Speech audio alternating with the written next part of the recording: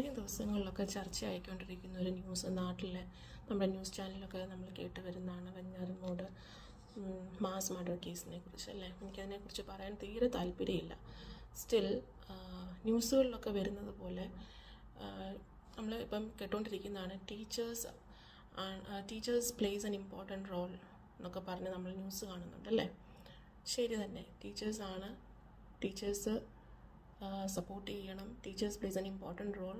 അപ്പോൾ teachers responsible ആണെന്ന് പറയാൻ മാത്രം നമുക്ക് പറ്റുമോ?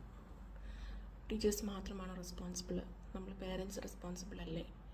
ഒരു കുഞ്ഞ് വളർന്നു വരുന്നത്, നമ്മുടെ വീട്ടിൽ വളർന്നു വരുന്നത് ആദ്യം ആരെയാണ് അവർ കാണുന്നത്? അവരുടെ പേരൻസിനെ കണ്ടല്ലേ വളരുന്നത്. അപ്പോൾ പേരൻസ് തമ്മിൽ അങ്ങോട്ടും ഇങ്ങോട്ടും എങ്ങനെയാണ് ബിഹേവ് ചെയ്യുന്നത്, അല്ലെങ്കിൽ പേരൻസ് അവരുടെ ഫ്രണ്ട്സിനോടോ നെയ്ബേഴ്സിനോടോ അല്ലെങ്കിൽ ആരും ആയിക്കോട്ടെ അവരോട് എങ്ങനെയാണ് ബിഹേവ് ചെയ്യുന്നത്, അത് നോക്കിയല്ല നമ്മുടെ കുഞ്ഞുങ്ങളും വളരുന്നത്.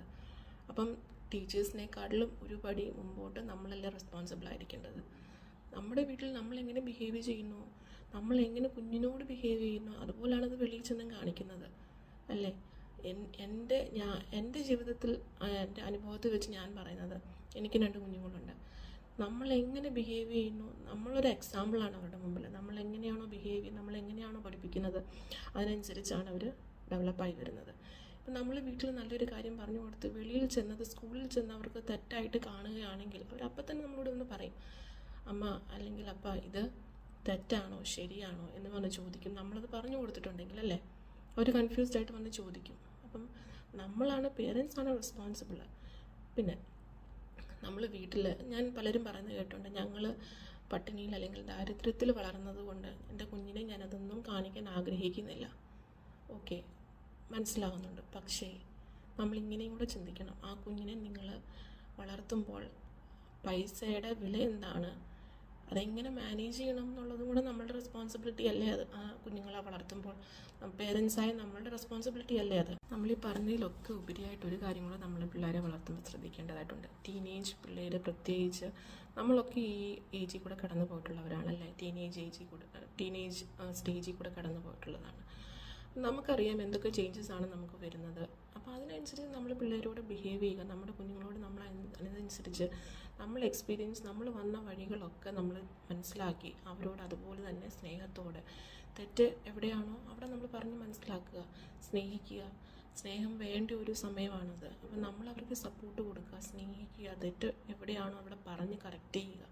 ഇതൊക്കെ നമ്മുടെ റെസ്പോൺസിബിലിറ്റിയാണ്, പേരൻസിൻ്റെ റെസ്പോൺസിബിലിറ്റിയാണ്. പ്ലസ് സ്പിരിച്വലി നമ്മളെപ്പോഴും കുഞ്ഞുങ്ങളെ കൊണ്ട് നടക്കണം.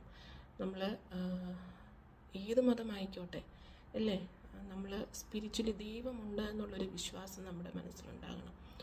നമുക്ക് ഒരു ഭയമുണ്ടായിരിക്കണം ദൈവത്തിൽ വിശ്വാസം ഉണ്ടായിരിക്കണം അല്ലേ. ദൈവത്തിൽ വിശ്വാസവും ഭയവും ഉണ്ടായിരിക്കണം.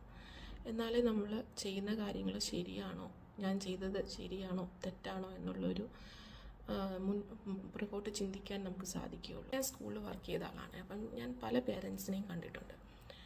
ഞാൻ പഠിച്ച കാലവും ഇപ്പോഴത്തെ ജനറേഷനിലെ പേരൻസും തമ്മിൽ ഉള്ള ഒരു വ്യത്യാസം എന്ന് പറഞ്ഞാൽ, ഞാൻ കണ്ടുവന്നതാണ്. ഞാൻ മറ്റുള്ളവർ പറഞ്ഞതോ കേട്ടതോ ഒന്നുമല്ല, ഞാൻ കണ്ടതാണ്. പിള്ളേരെന്ത് ചെയ്താലും പ്രശ്നമില്ല, അത് തെറ്റാണോ ശരിയാണോ എന്നൊരു ക്രോസ് ചെക്കിങ്ങോ ഒന്നുമില്ല. കുഞ്ഞുങ്ങൾ വീട്ടിൽ എന്ത് പറയുന്നു അപ്പാടെ വന്ന് സ്കൂളിൽ വന്ന് ടീച്ചേഴ്സിനെ ഹറാസ് ചെയ്യുക, ടീച്ചേഴ്സിനോട് ദേഷ്യപ്പെടുക, പ്രിൻസിപ്പളിൻ്റെ മേളിൽ കയറുക. ഇതൊക്കെ ശരിയാണോ? നമ്മളൊന്ന് ചിന്തിക്കും. നമ്മളും ഈ ഏജിൽ കൂടെ ഒക്കെ കടന്നു പോയിട്ടുള്ളതല്ലേ. കുഞ്ഞുങ്ങൾക്ക് തെറ്റ് വരാം ഇല്ലേ. അപ്പോൾ അത് ടീച്ചേഴ്സ് പറയുമ്പോൾ അവർ നമ്മുടെ കുഞ്ഞുങ്ങളുടെ നന്മയ്ക്കായിട്ടാണ് എന്ന് നമ്മൾ ചിന്തിക്കണം. അല്ലാതെ അവരെ വേദനിപ്പിക്കാനോ അല്ലെങ്കിൽ അവരെ ഹറാസ് ചെയ്യാനോ ഒന്നും അല്ല അവർ ചെയ്യുന്നത്. അത് നമ്മുടെ പേരൻസ് ചിന്തിക്കേണ്ട ഒരു കാര്യമാണ് ഇക്കാലത്ത്. എന്താണ് പറ്റുന്നതെന്ന് വെച്ചാൽ, ഞാൻ കണ്ടുവന്നത് പേരൻസ് ഈ കുഞ്ഞുങ്ങൾ വീട്ടിൽ ചെന്ന് വേറൊരു സ്റ്റോറി ആയിരിക്കും, വേർഷനായിരിക്കും ചെന്ന് പറയുന്നത്. സ്റ്റോറിയുടെ വേറൊരു വേർഷനായിരിക്കും വീട്ടിൽ ചെന്ന് പറയുന്നത്. ഇങ്ങനെ സ്കൂളിൽ സംഭവിച്ചു, അങ്ങനെ ആയിരിക്കില്ല.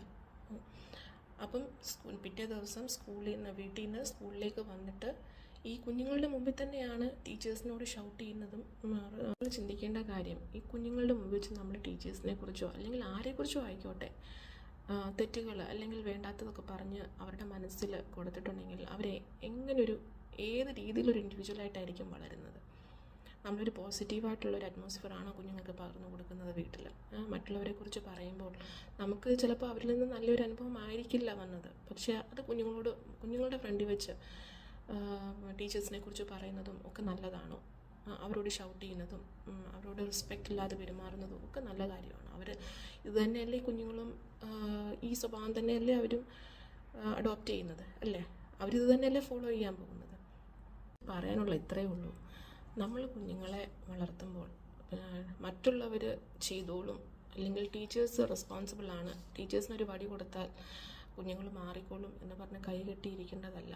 നമ്മൾ വീട്ടിൽ കുഞ്ഞുങ്ങൾ നമ്മുടെ കൂടെ ഉള്ളപ്പോൾ നമുക്ക് എത്രമാത്രം പറഞ്ഞു കൊടുക്കാൻ പറ്റുമോ നമ്മളാണ് റെസ്പോൺസിബിൾ, പേരൻസാണ് റെസ്പോൺസിബിൾ, വേറെ ആരുമല്ല. നമുക്ക് കഴിയാത്ത കാര്യം മറ്റുള്ളവരെ കൊണ്ട് ചെയ്യിപ്പിക്കാൻ കഴിയുമോ എനിക്കറിയില്ല.